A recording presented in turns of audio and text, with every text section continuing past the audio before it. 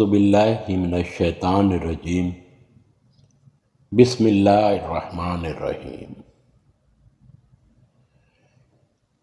خلفائے راشدین کے دور میں قرآن مجید کی تدوین و ترویج اور اسے ایک کتابی شکل میں مرتب کرنے کا کام مکمل ہوا۔ اس کے بعد سب سے بڑا کام محدثین نے علم حدیث کی کتاب یعنی کہ رسول اللہ صلی اللہ علیہ وسلم کے ارشادات اور سنت صحابہ کرام اور تبع تابعین کے ذریعے سے علم حدیث کی جمع کرنے پر اپنی زندگیاں مصرف کیں۔ علم حدیث کو سمجھنے اور سمجھانے کے لیے باقاعدہ تعلیمی نظام رائج کیا۔ دور دراز سے لوگ مکہ اور مدینہ آیا کرتے تھے تاکہ وہ علم حدیث حاصل کر سکیں۔ علم حدیث میں امام بخاری رحمۃ اللہ علیہ کو جو مقام حاصل ہے وہ کسی دوسرے محدث کو حاصل نہیں، اور امام بخاری کے بعد جس بڑی شخصیت کا نام آتا ہے وہ دوسرے نمبر پر امام مسلم ہیں۔ آج ہم آپ کو امام مسلم رحمۃ اللہ علیہ کی حالات زندگی کے حوالے سے آپ کو بتائیں گے۔ آپ کا نام مسلم، کنیت ابو الحسین اور لقب اذکر الدین ہے۔ آپ کے والد کا نام حجاج بن مسلم، آپ کا قبیلہ بنو کشیر سے تھا۔ یہ ایک مشہور قبیلہ تھا۔ آپ کی ولادت خراسان کے مشہور شہر نیشا پور میں ہوئی۔ مورخ کے مطابق آپ کی ولادت 206 ہجری اور 821 عیسوی میں ہوئی۔ خراسان علم و حکمت میں ایک مقام رکھتا تھا۔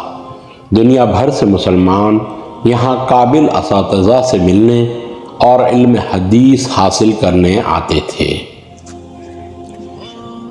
آپ نے ابتدائی تعلیم اپنے والدین سے گھر ہی میں حاصل کی۔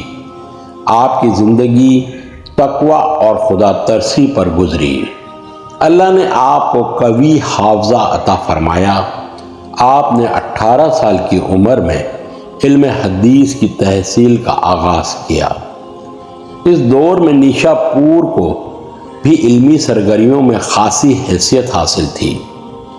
بغداد کے بعد نیشا پور ہی کا نام آتا تھا۔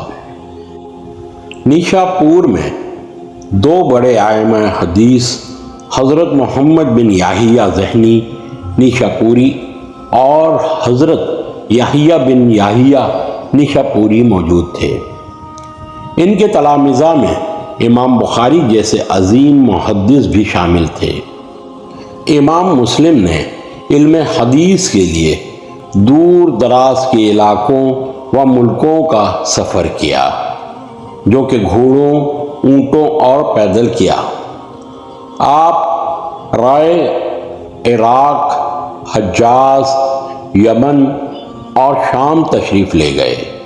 امام مسلم نے رائے میں محمد بن مہران بن حمال، عراق میں احمد بن حنبل اور حجاز میں سعید بن منصور سے علم حدیث حاصل کیا۔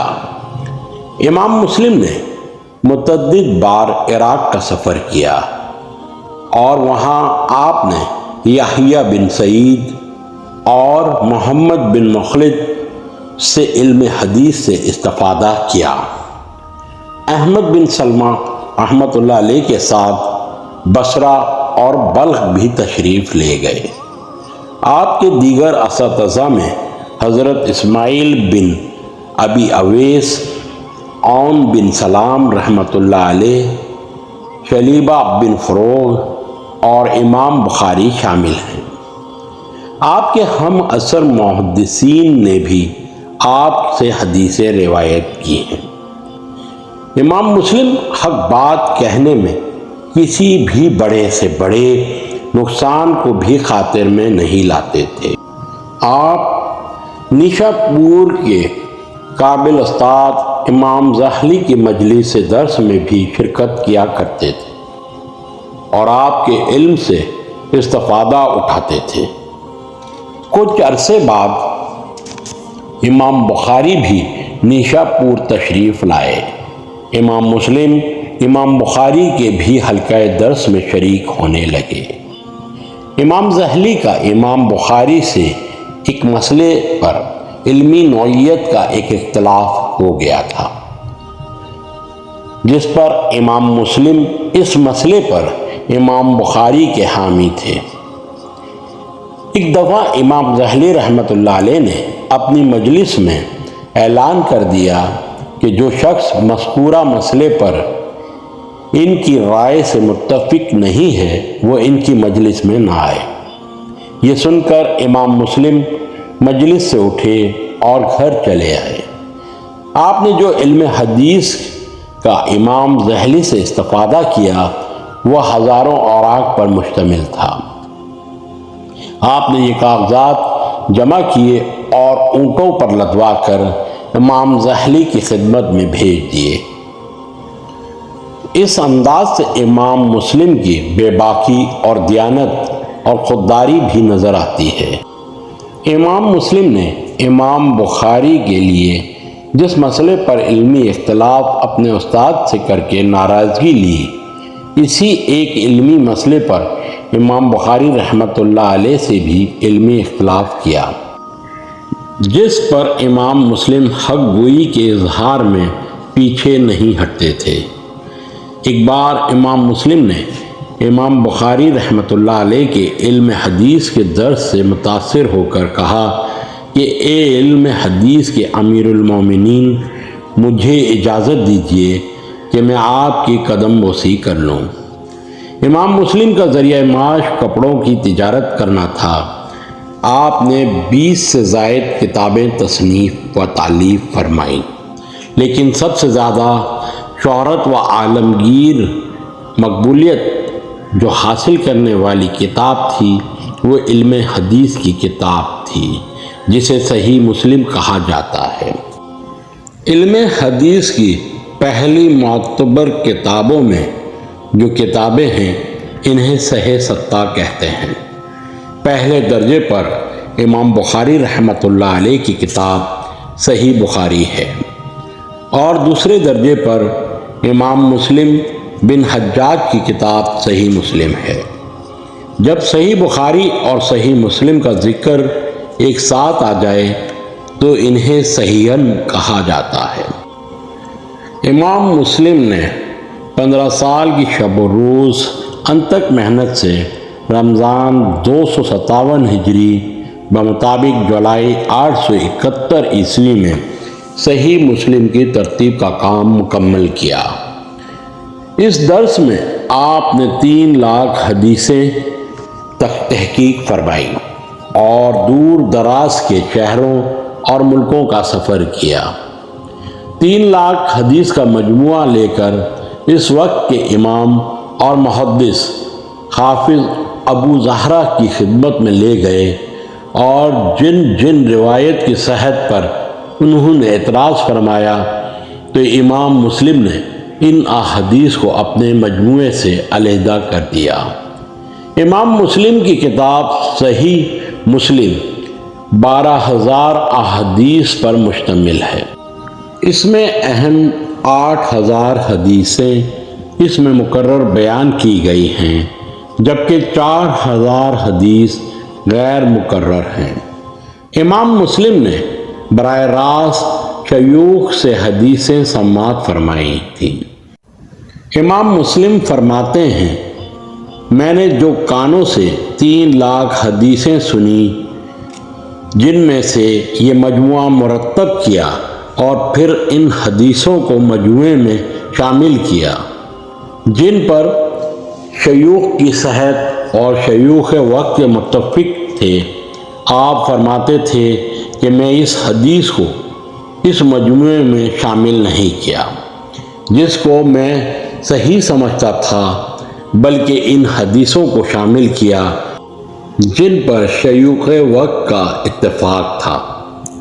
آپ نے المسند، الکبیر الرجال، کتاب العلال، کتاب الوحدان، کتاب الافراد، کتاب القرآن جیسی عظیم عالی شان کتابیں ترتیب فرمائیں۔ یہ کتاب امام مسلم کی پوری زندگی کی انتھک محنت اور شب و روز کا حاصل ہے۔ امام مسلم فرماتے ہیں کہ میں نے جو کچھ اپنی کتابوں میں شامل کیا وہ دلیل اور حجت کے بغیر نہیں ہے، اور جو کچھ ترک کیا وہ بھی کسی حجت اور دلیل کے بغیر ترک نہیں کیا۔ آپ نے 55 برس کی عمر میں وفات پائی۔ آپ کا انتقال 24 رجب 261 ہجری 4 مئی 875 عیسوی کو ہوا، اور آپ کو نیشا پور کے مضافات میں نصر آباد کے مقام پر سپرد خاک کیا گیا۔ امام ذہبی کہتے ہیں کہ امام مسلم نیشا پور کے محسن ہیں، لوگوں کی ہر طرح سے مدد کرنے والے تھے۔ عبدالعزیز دہلوی اپنی کتاب مستعار المحدثین میں لکھتے ہیں کہ امام مسلم نے زندگی بھر میں کسی کی عیب جوئی نہیں کی، کسی پر ہاتھ نہیں اٹھایا، کسی کو گالی نہیں دی۔